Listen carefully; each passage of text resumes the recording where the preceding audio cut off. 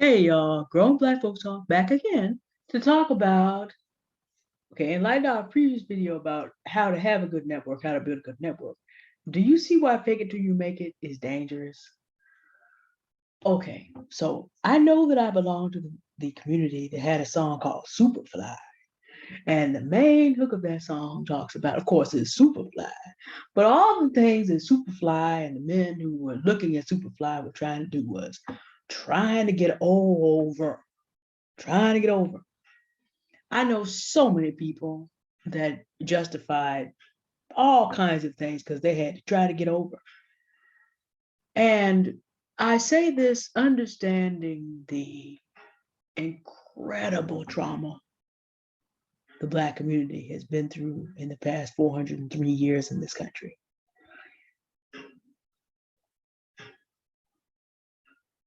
It is perfectly natural to have been severely traumatized, feel like you're a weakened position, and that since there's no way forward cutting corners to cut corners. That's a natural occurrence. The only problem you're going to have is when you really have developed your skills and your talents, and you really do want to go up by a legitimate path, that doesn't work anymore. Now, the reason that we think it does is because fake it till you make it is so prevalent. That's good as long as you want to stay in your in-group circle. There are two major problems when you start doing this in the wider world of systems. And I need to say this. We are living in a globalized society. Now, depending on what branch of Christianity that you're listening to me from, um, people feel like a lot of people don't understand it. A lot of people feel like they have to resist it because living under a one world government is not the desired thing. There are many people who feel like maintaining American sovereignty is the thing to do. The only challenge is if you are a Christian and you actually know the Bible pretty well, you are going to be in the world is going to be in a situation where there will be one world leader, thereby requiring a one world government. And all the different pieces of this are actually getting into place now. So while the question of sovereignty of nations is on the table, and I do think that the United States of America should maintain its sovereignty as long as possible, economically, this move is already underway. Now you can work with it and you can work against it. But since the Lord requires us to work and the economy is changing, for you gentlemen, a man who does not provide for his own family is worse than an infidel, worse than an unbeliever. And if you're a woman, you are given the protected position of ideally being able to work from home, but still a globalized economy means you can sit at your house and work with people around the world. Like I'll sit up and be talking to people in India, Australia, England, all over the place, all over the country. I'm betting a project for people who some live in California and other people live in Texas, and I think other people are in Kentucky right now. So you're in a global environment, and the things that work on the block and in the African American community do not always translate out. And there's two things that happen. Sometimes when you can't find your way, you have to bluff. Here's the problem with bluffing your way into a new network. There are two. One is imposter syndrome.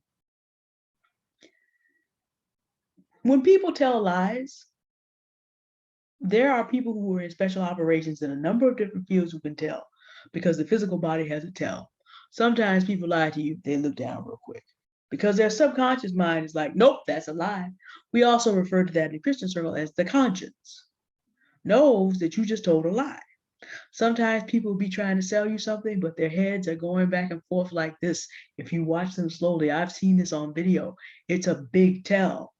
Sometimes people will tell you something and be smiling, but you notice their eyes don't move. Sometimes they'll twitch because the inner person knows that they're lying. Well, imagine faking it until you make it means you have to live an entire lie. You haven't made it to anywhere, but you're faking it, but you know you don't belong there. Well, at this point, your conscious mind and your conscience or your subconscious mind are up here having battle royale. You have just invited yourself to your own personal civil war because you're living a lie. And then people have to do things to try to calm that down.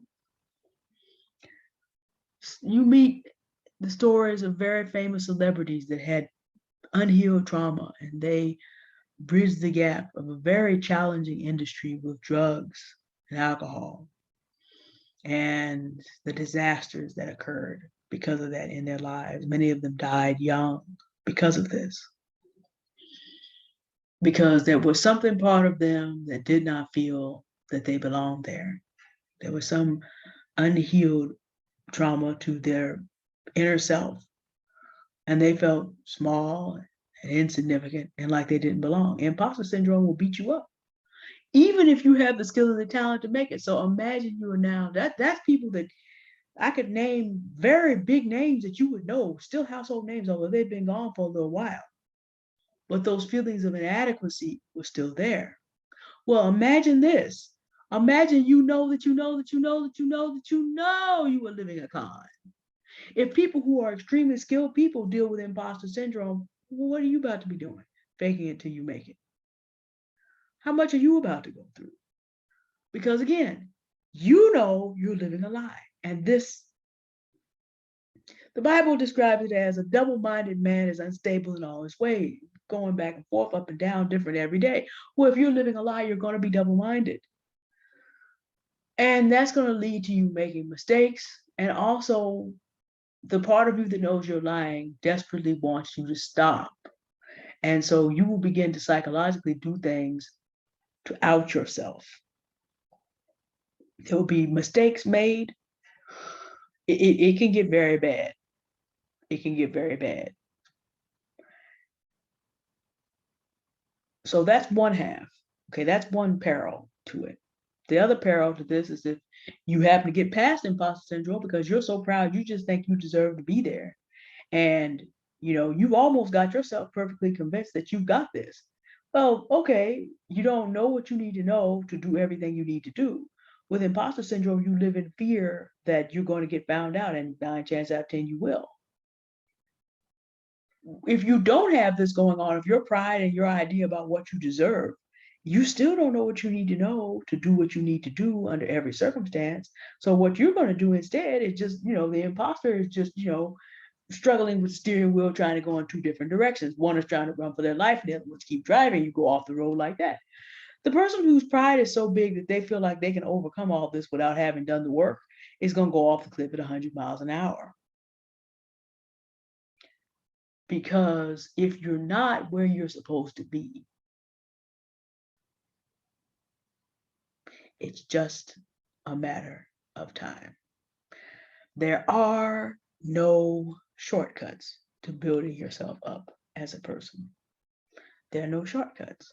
You can try to take one if you want to. You can try to make it if you want to. But you're going to deal with one of those two issues. And in the end, you're going to end up in the same place. The other thing about this, no matter what the outcome is that puts you out of the faking, people do not like being fooled. People do not like being fooled. Whatever your reasons are, when people find out you fooled them, you make them feel stupid, and people will forgive you almost anything but making a fool out of them. So if you fake it till you make it, but you don't make it, you may never get that chance again. Because the people where you're trying to go are always going to remember how you lived a lie and lied to them. Very rarely does any amount of talent rescue that, because people remember all of their interactions with you, all the tips they gave you were built on a lie. And if you would lie about that, what else might you have lied to them about? Again, I recognize the history of African Americans in this country and why we have had to make ways out of no way. Survival mode is important. People have to do what they have to do. As a Christian, I can nitpick, but the Bible also says, if it's a fellow Christian, sure, but if you don't judge the world. Because right now it's God's will that people be saved. Don't judge people for not being able to do what you can't do without the power of the Holy Spirit. People have to do what they have to do. Christians are called to judge themselves and assist their fellow Christians. So I get it. I understand the sweep of history, but I'm here to tell you, if you plan to move on in the global economy and global society,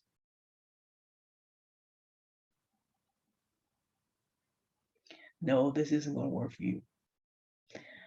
So we'll go back to what we said in the previous video about how to build a better network. Develop your skills and talents to the point that you can honestly stand shoulder to shoulder to the best people in your field, or at least the best ones around you, at least to the point that you can get mentorship to continue to improve, and understand how these networks work, contribute value, and also work within the rules and expectations of the industry, craft, art, etc.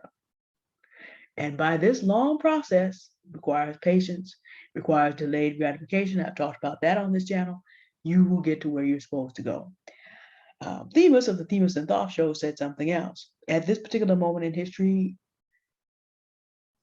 it may again be necessary to work twice as hard to get half as far, meaning you have to work 4 times as hard as anybody else to get to where you need to go.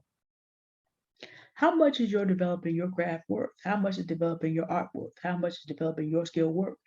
You may be working 4 times as hard to get as far as someone else, but this is for you now, able to move freely in a global economy that the internet's not checking what color you are. The internet's not checking what gender you are either. The systems, the people that run the system on the internet want to know, can you do the work? Can you add value? No one really cares about anything else. And again, for those of you who are really fed up with the United States, there are people, there are Black digital nomads, meaning that they do work around the world and they spend their time around cultures that racism is in a lot of places, practically everywhere, because you have to look at how far Europe went in the world, and you have to also look at most people prefer their own people and have a bad impression that's been given us by European and American programming. And there's some other things that we have done ourselves in recent years to give people a bad impression. But all that said, those cultures are not eaten up the way America is eaten up. So once you're developing your skills and talents and being able to maybe take the show on the road, whether you keep the show on the road at the house or actually take the show on the road, there are many places in the world where people do not care what color you are, as long as you provide value. And you can live in societies that people are not breathing down your neck. If you want to, you can go to places in the world where Black people are in the majority, and you don't have to go all the way to Africa for that. Stop by the Caribbean sometime and look around. All this opportunity is available to you, but you can't fake it till you make it everywhere.